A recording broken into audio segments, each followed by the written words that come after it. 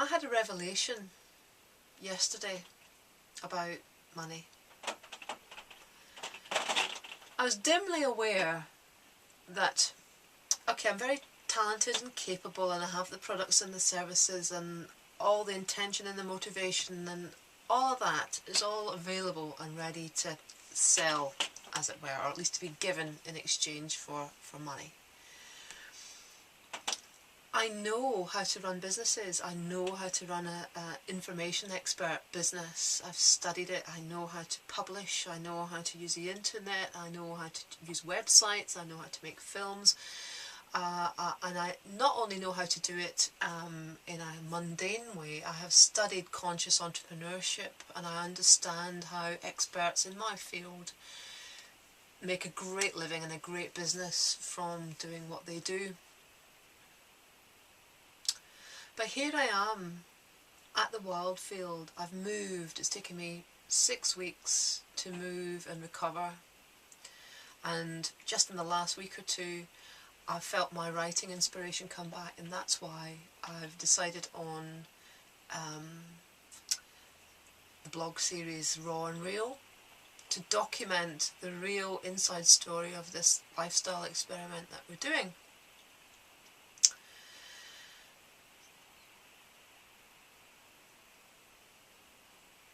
At the moment, I have no hunger for business. It's very interesting because I'm quite into business, really. I don't want to go to the bank manager again with another business plan. I don't want to phone up colleagues and arrange new workshops and collaborations that we'll do together. I don't even want to run my own little local things. I've got no energy for that at the moment. What I do have energy for is writing, just raw writing, in its simplicity and its nakedness. And that's, well, I do actually trust these impulses. I know myself well enough now that I must follow my bliss. It's what I coach clients to do as well, follow one's bliss. If there's a reluctance to do something, often it's, yes, we could look at what we're resisting, and perhaps there's something we can overcome and move through, but more often if we're kind of a positive person and we kind of dealt with that tendency to resist, it's more likely that reluctance is just a signal, direct signal, that it's actually not the direction we should be going in. And if we just sort of use our intuitive radar and we can feel what's juicy and what's drawing us and what's attractive and what's passionate, what we feel passionate about, that's our signal. That's our follow your bliss signal. And for me, it's to be very raw and real, and not to panic and not to rush off with business plans, but to carry on producing this stuff, to talk to you like I'm talking to you now, to capture the real truth of this process, so that one day it can be packaged and sold. But I'm not in the frame of mind to package and sell it at the moment. So where does this leave me? Well, financially this leaves me extremely skint and potentially pretty frightened and insecure. And I won't lie, I've been carrying this weight of burden of, oh my God, about money for months and years now.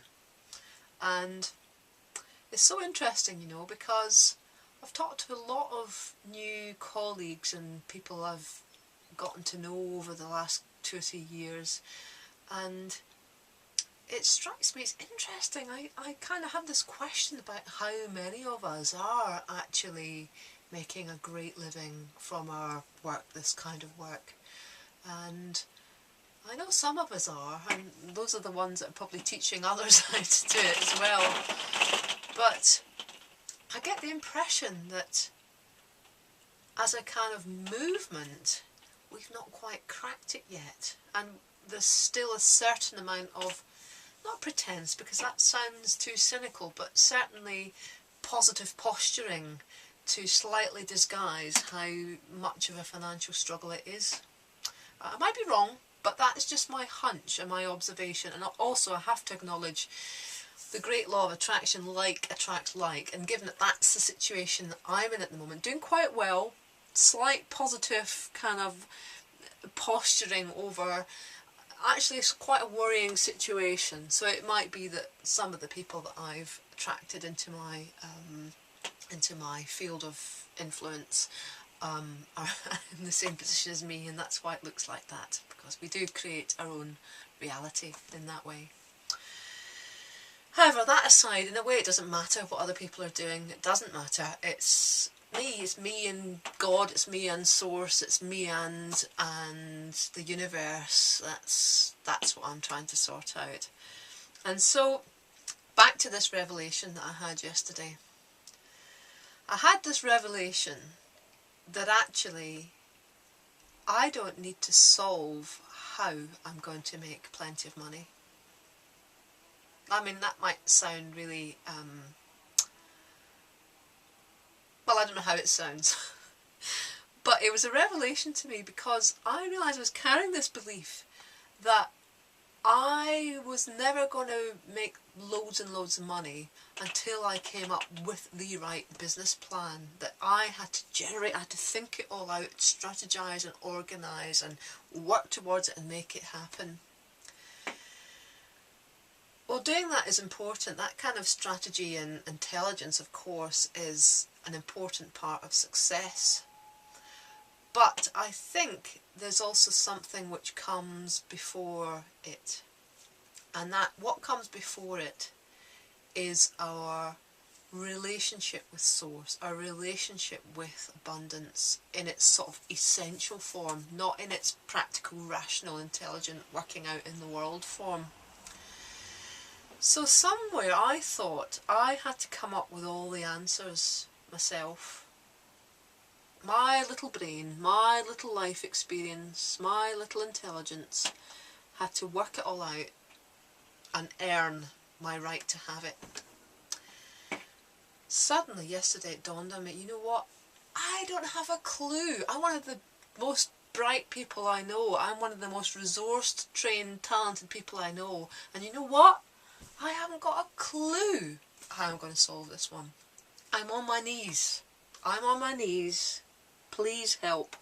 So there we are again. That moment of humbleness is a moment of receptivity to the huge infinite intelligence which is all around.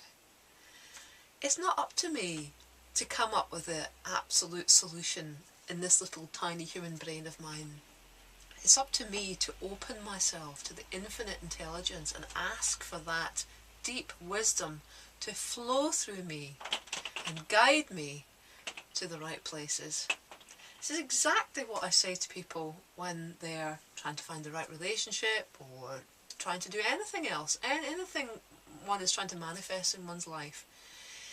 If we limit and lock down too much just on what we have in view, we completely limit the possibilities for ourselves. So, what a relief. What a relief for me to realise that I could just utterly let go and put my love and energy into this spiritual relationship with abundance that actually I've not really been attending to recently. That actually when we don't know what to do, when we've done everything we can do, there is another level of practice which energizes and informs all the other levels that we must attend to. And so I've decided to engage with this abundance process spiritually, purely spiritually, through prayer, through meditation, through contemplation, through opening up my receptivity to the abundance of the universe.